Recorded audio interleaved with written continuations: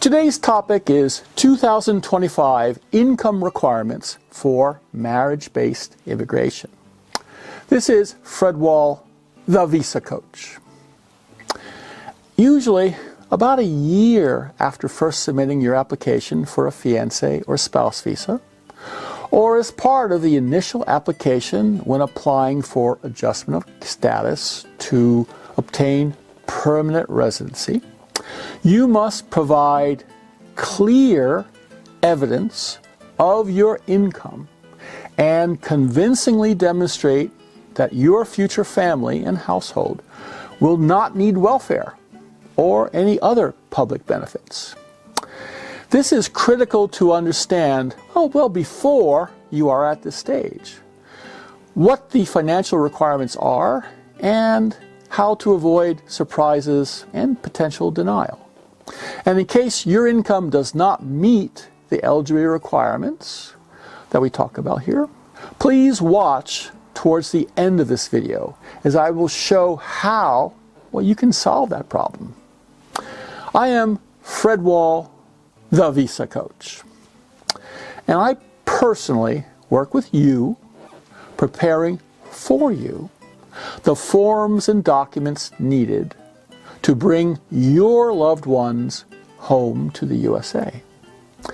And unlike those common second-rate services that abandon you once your application has been submitted, I will remain with you, providing support throughout this complicated immigration journey. Now, let's talk about the income requirements for marriage-based immigration to the USA in 2025.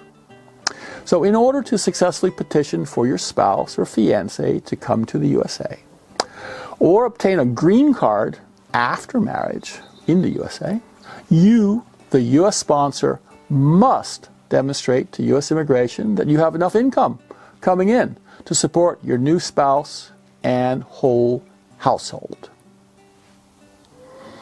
The minimum financial requirement is that you must have income equal to, and preferably more than, 100% of the poverty income level where you live to be eligible to sponsor a fiancé visa, and over 125% of the poverty level to be eligible for a spouse visa or adjustment of status to get that green card. And often, even when applying for a fiancé visa, the consular officer might apply the higher 125% range at his or her discretion. So it's always best, whenever possible, to aim to exceed the higher standard.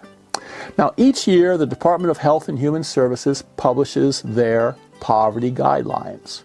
And as of March 2025, for residents in the continental USA, the financial eligibility requirements are as follows.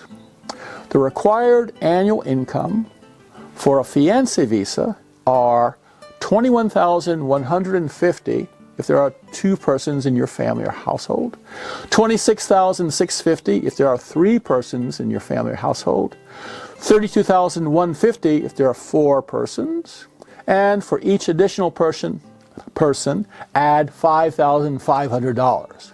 Now, the required annual income for a spouse visa or a green card is higher. $26,437 if there's 2 persons in the family or household. $33,312 if there's 3 persons. $40,184 if there's 4 persons. Okay? And for each additional person, add an additional $6,875. The financial eligibility thresholds are lower for active military, thank you for your service, and higher for residents of Alaska or Hawaii. Proving your income.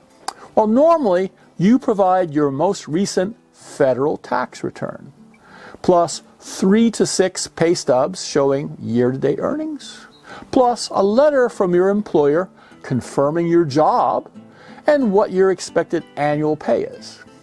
Now, if your income might be low, but you got money in the bank, your cash assets can be used as an alternative to annual income. Cash assets are assets which could be easily converted, sold to cash. For example, stocks, bonds, certificates of deposit, and cash under your mattress. Okay? You may have a lot of other assets such as your car, boat, coin collection, business, or investment property, and now Bitcoin. But because these cannot be easily, well, for Bitcoin it can't be documented, and the other ones cannot be easily turned into cash, immigration will not accept them as alternatives to annual income. The one exception to an asset that is hard to convert but can be counted is your home. If the market value of your home is higher than your mortgage, or you have no mortgage, you may use the equity just like a cash asset. And $5 of cash assets is the equivalent of $1 of annual income. So for example, how that works is that, let's say a retired Fiance visa sponsor, living in California, has no income, and he's got no dependents. He would need to show that he has 5 times $21,150, or a total of $105,750 in cash assets to qualify for the Fiance visa. Alternatively, well, we can mix and match. A combination of income and assets can work. So for example, if the same guy has income of $10,000 per year, but then, well, his annual income is now short by $11,150. So he should have 5 times that amount, or $55,750 cash or convertible assets to qualify. This is calculated by subtracting the $10,000 from the annual requirement of $21,150, and then the difference of $11,150 times 5 equals $55,750 of cash assets needed. And of course, he can and should have more, but those are the minimums. Now, what if you don't have enough cash or assets? Well, in that case, you could ask a relative or friend to act as a co- or joint sponsor.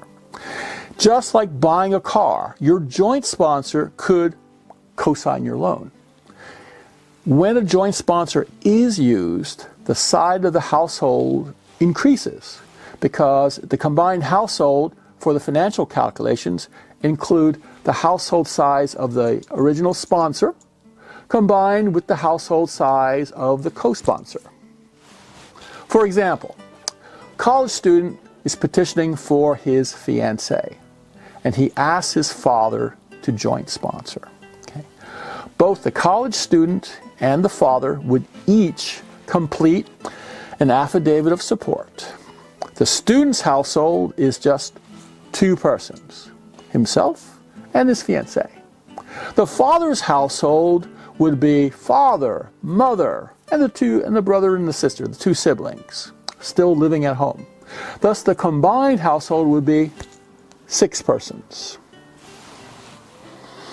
And the combined income of both sponsor and joint sponsor would have to be over $43,150 or more. A joint sponsor can be used for any spousal visa or adjustment of status petition, and can be used for most fiancé visa petitions. However, not all consulates, allow the use of a joint sponsor for a fiancé visa. For example, Philippines, Indonesia, Vietnam, and Nigeria do not accept co-sponsors for fiancé visas. If you are planning on applying for a fiancé visa and need a joint sponsor, before filing the petition, it's best that you contact the consulate directly and confirm whether the consulate policies permit the use of a financial joint sponsor or not. Now, if they won't allow a co-sponsor, then just change your plans. Instead of a fiancé visa, marry, then apply for a spouse visa. And your co-sponsor can be used when needed. This was Fred Wahl, the Visa Coach, and I am here to personally help you on this journey. Now click here to sign up for our monthly newsletter and receive bonus ebooks. Here for YouTube's recommendation. Here for the full playlist of recent videos on marriage-based immigration. And here to subscribe to our channel.